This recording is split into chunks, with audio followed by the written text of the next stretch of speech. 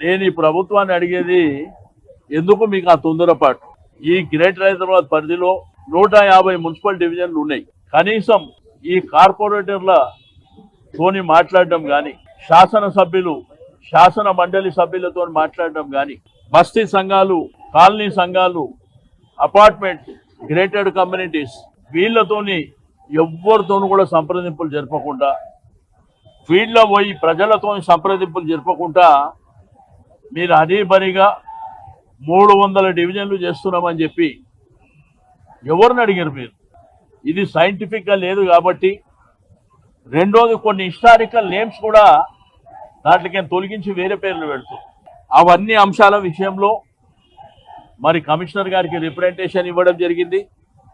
రేపు కౌన్సిల్లో కూడా మరి బలంగా మా పార్టీ పక్షాన మా కార్పొరేటర్లు, మా శాసనసభ్యులు, మా శాసన మండలి సభ్యులు కూడా మరి ప్రజల పక్షాన మాట్లాడడం జరుగుతుంది.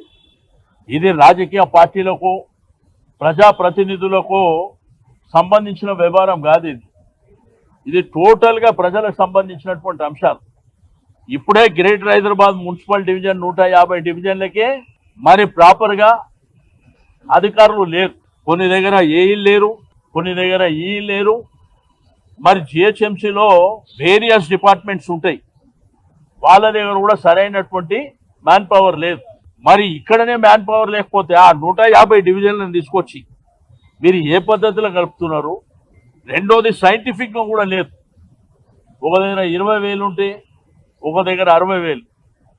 ఎప్పుడైనా కానీ వేరియేషన్ అనేది 5% ఉండాలి. ఈ 5% వేరియేషన్ లేకుండా మరి ఇష్టానుసారం చేసుకోవడం అనేది సరైనటువంటి పద్ధతి కాదు.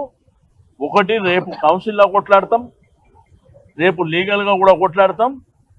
ఎట్టి పరిస్థితుల్లో ఇది ఒక పద్ధతి ప్రకారం చేస్తే మాకు అభ్యంతరం లేదు. ఇప్పుడు ఫర్ ఎగ్జాంపుల్ మేడ్చల్ కాన్స్టిట్యున్సీ 3 కార్పొరేషన్లు, మరి దగ్గర 7 మున్సిపాలిటీలు. తెలంగాణ రాష్ట్రంలోని అతిపెద్ద కాన్స్టిట్యున్సీ అది. వాళ్ళందరినీ తెచ్చి దీంట్లో కలిపితే అక్కడ కూడా ఓ పద్ధతి పాడు లేదు. మల్లారెడ్డి గారు చెప్తారు డీటెయిల్గా.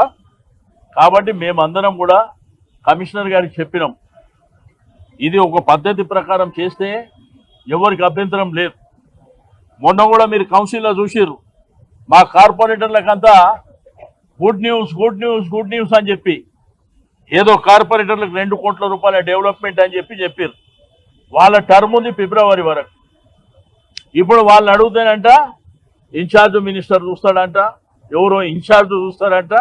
అంటే పుణ్యకాలం అయిపోయే వరకు వెయిట్